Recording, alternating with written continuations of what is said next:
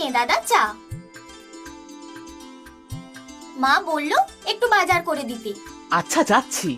এই দেখ মুরগির খাঁচাটা কেমন নতুন করে দিলাম। হ্যাঁ দেখেছি তো, অনেক বড়ও হয়েছে। নতুন মুরগি আরো আনবি নাকি? হ্যাঁ, উপরের খাঁচায় বড়গুলোকে রাখবো, বাচ্চা নিয়ে আসবো কিছু নিচে রাখবো। তুই যে বলেছিলিস চাকরি নিয়ে শহরে চলে যাবি, তখন এগুলো সব দেখবে কে? আরে দাঁড়া, কবে চাকরি হয় দেখি, তারপর দেখা যাবে। আর আমি না থাকলে তোরা সবাই থাকবি তো। আচ্ছা সে আমিই দেখবো। তবে তুই সবকিছুর যত যত্ন করিস সে কি আর আমি পারবো? 4-4টে গরু, এতগুলো মুরগি, হাঁস, পুকুরের মাছ, ফুলের বাগান, সবজি বাগান, কম শক্তির কাজ? সবই বললি, আর আমার ছাগল দুটোকে বাদ দিলি। ও হ্যাঁ, দুটো ছাগল। আর তোর পায়রাগুলো কি কম জ্বালায়? খুব নোংরা করে কিন্তু, রোজ উঠোন পরিষ্কার করতে হয় আমার। আর তোর কালু সাধের কুকুর, ও বুঝি নোংরা করে না? আচ্ছা তুই এখন বাজার যা, মামা বাড়ির দাদু আসবে আজকে। তাই দাদু কিন্তু অনেক দিন পর আসছে আমাদের বাড়িতে। দাদু আসছে মা? হ্যাঁ রে। বহু বছর পরে। দাদু তো বড় মাসির বাড়িতেই থাকে, তাই না মা? হ্যাঁ, তোর দিদা মারা যাবার পর বাবা তো এখন একা, ঘরে দেখাশোনার তো আর কেউ নেই, তাই দিদির বাসাতেই থাকে। আমাদের বাড়িতে থাকে না কেন? আমরা গরিব বলে? তা জানি না, একবার এসেছিলেন। তবে আমাদের তো দুটো মাত্রই ঘর, থাকার তো অসুবিধা হতোই। দাও টাকা দাও, আমি বাজার করে আনছি। এই নে, একটু মাছও আনিস, তোর দাদু কাতলা মাছ খেতে ভালোবাসেন। দুটো পেটির পিস আনিস তো। বাবা কোথায় মা? তোর দাদুকে আনতে স্টেশনে গিয়েছে। বলবো কিছু? হ্যাঁ বলো। মুরগির খাঁচাটা নতুন করে বানিয়ে দিয়েছি, এখন অনেক বড়। আচ্ছা বলবো, তোর মাথায় শুধু হাঁস মুরগি গরু। হাহা, এটা তো আমাদের খামার বাড়ি। আচ্ছা, দাদুকে আমাদের হাঁসের ডিমের ঝোল খাইও কিন্তু। ঠিক আছে, রাত্রে আজ পোলাও আর হাঁসের ডিমের ঝোল বানাবো। তুই তাড়াতাড়ি বাজারটা করে আন দেখি। তোর বাবা কিন্তু দাদুকে নিয়ে চলে আসবে আর কিছুক্ষণের মধ্যেই।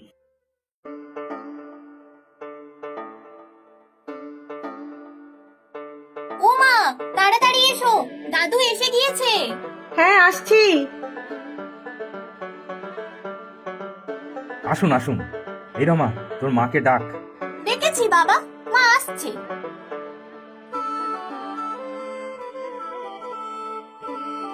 থাক থাক, এই বুঝি আমার নাতনি?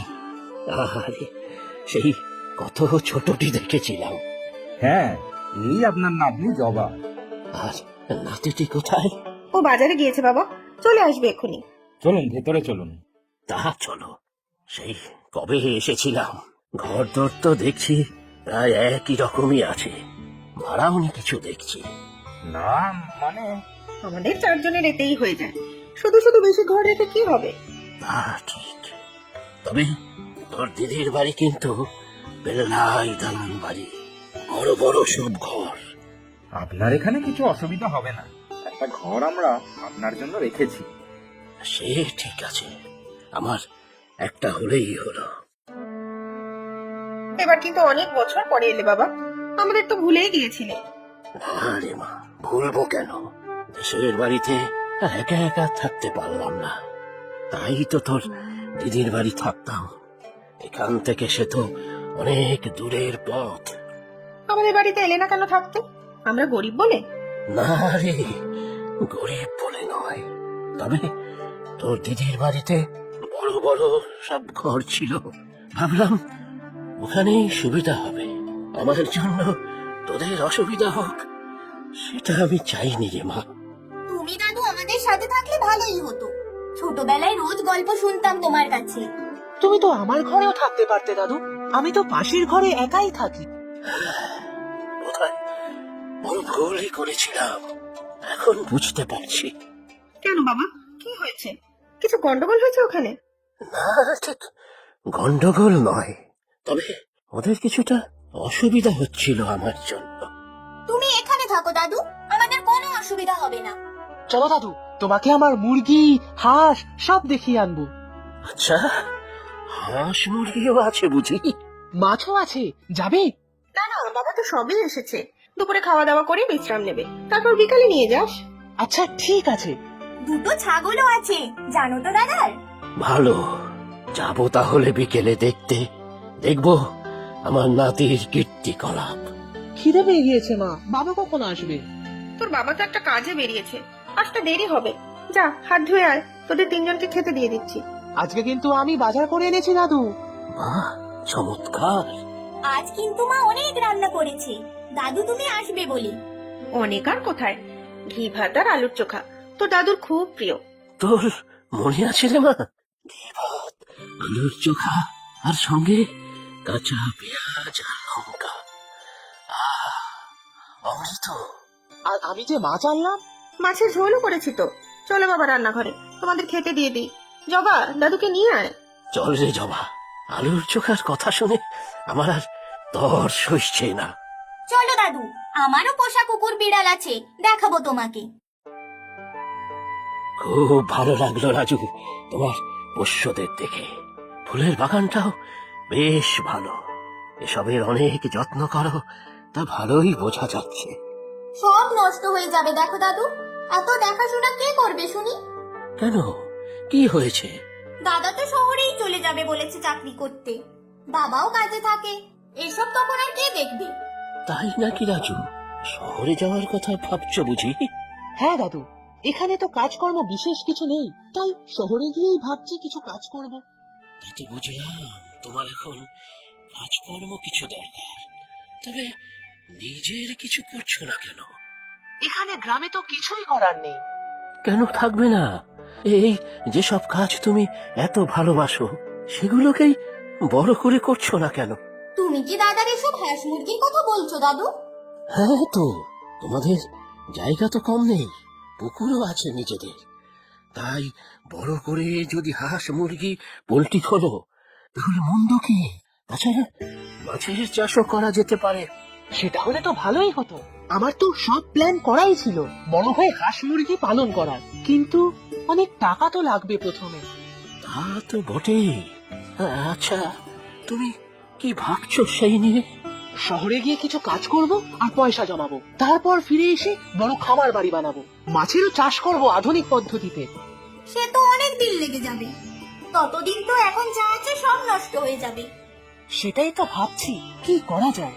চলো দাদু, তোমাকে আমার নারকেল গাছগুলো দেখাই, 10-12টা গাছ আছে আমার। আচ্ছা চলো দেখি।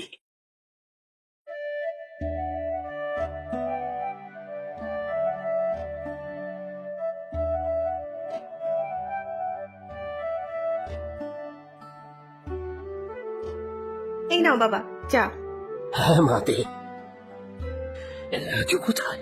ও তো কোন ভোরেই উঠে যায়, দেখো গিয়ে গাছে জল দিচ্ছে, হাঁস মুরগিদের খাবার দিচ্ছে।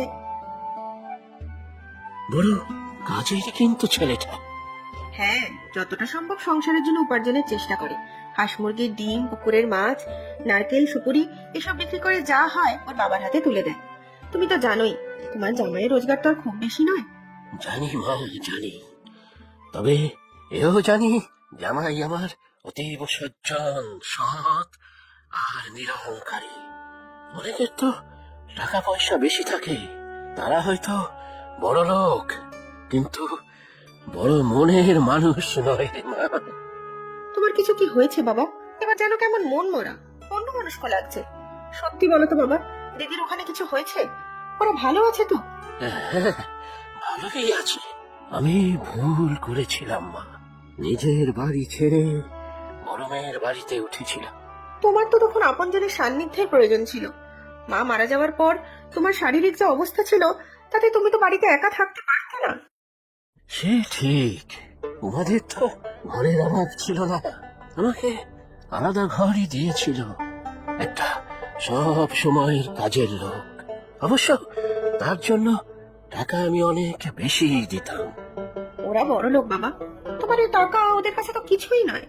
জামাইবাবুর অত বড় ব্যবসা। তা হোক, আমি প্রতি মাসেই যা সামর্থ্য ছিল তা দিতাম, তবে সঞ্চয় তো শেষ হলো একদিন। তারপর থেকেই না জানি কোন কারণে ওদের ব্যবহারও বদলাতে থাকলো, নিজেকে মনে হতে লাগলো অবাঞ্ছিত। তুমি মন খারাপ করো না বাবা। গত মাসে উমা এসে বলল, বুঝতেই তো পারছো বাবা, তোমার দুই নাতি বড় হয়েছে। বড়টাকে তো আলাদা ঘর দিয়েছিলাম, এখন ছোটটাও খুব বায়না করছে, ওরও আলাদা ঘর চাই। কি যে করি। ও অমিতের ঘর চাই বুঝি? তা ও তো আমার ঘরেই এসে থাকতে পারে। আমার আর কতটাই বা জায়গা লাগে, এই খাটেই আমার হয়ে যাবে। সে তো আমিও বলেছিলাম, কিন্তু ছেলে শুনলে তো হয়। তোমারই তো নাতি, বড় ঘর ছাড়া তার চলে না। তাহলে আমি কি তাহলে বাইরের বসার ঘরে এক কোনায় চলে যাই? অনেক বড় তো ঘরটা। না না বাবা, তোমার জামাইয়ের ব্যবসার কত লোকজন আসে, ওদের তো বাইরের ঘরেই বসাতে হয়। হ্যাঁ, তা তো ঠিক। তাহলে না হয় তোর রান্নাঘরের পাশের ছোট ঘরটাতেই থাকবো। তুই রান্না করবি আর তোর সাথে গল্প করব।